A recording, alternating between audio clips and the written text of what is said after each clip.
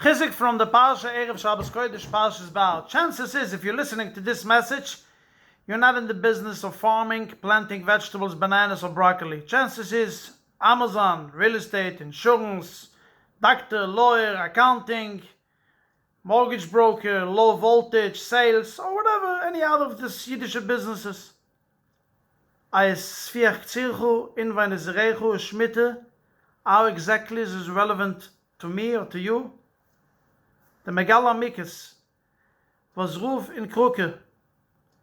He invited the entire Rusha Kehil and he told them, I just want to give you my resignation letter. In 6 weeks, I'll be moving out of town and I will no longer be a Ruf. They were devastated. He was such a beloved Ruf. They called every single Ruf and they should try to convince him. The Rusha Kehil begged him.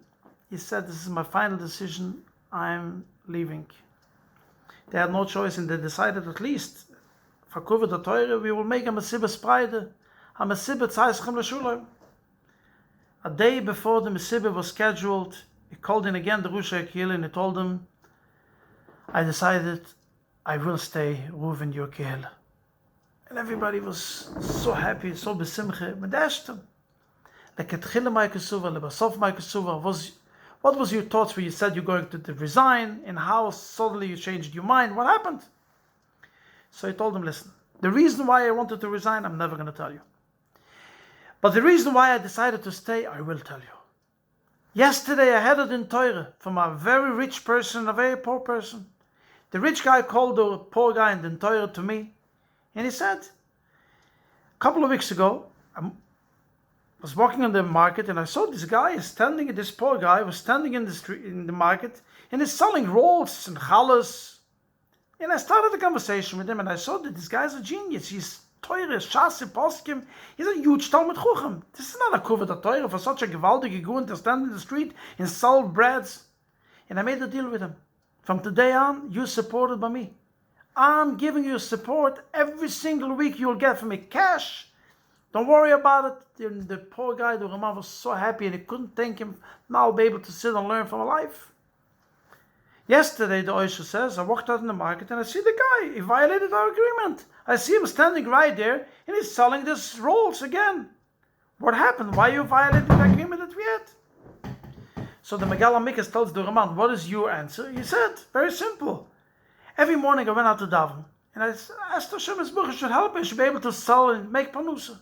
Then I came home and I started sifting the flour and I asked it should be clean flour. And then I begged Hashem Yisbuch the dough should rise, and then I asked him the dough shouldn't burn. Like all the mothers are praying to Hashem, but they make a beautiful challah.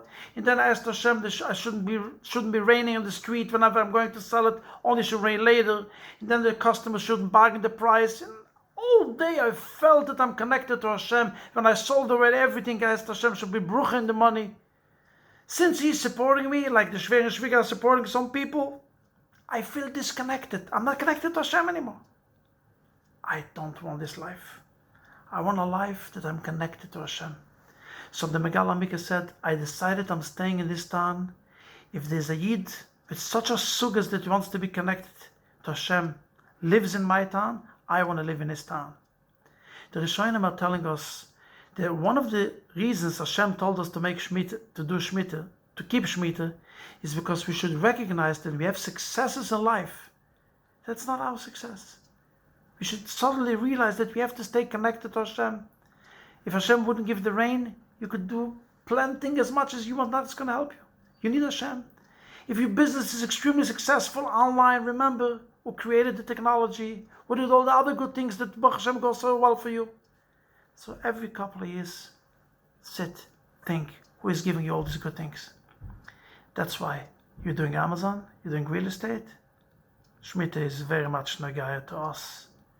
Sfurim tell us it's Parshas Bahar, when it goes good, and also when it goes on a mountain. When it doesn't go so good to you, when it's not so good, when everything is not going so smooth, also remember we have to stay connected to Hashem. A Gittin Shabbos.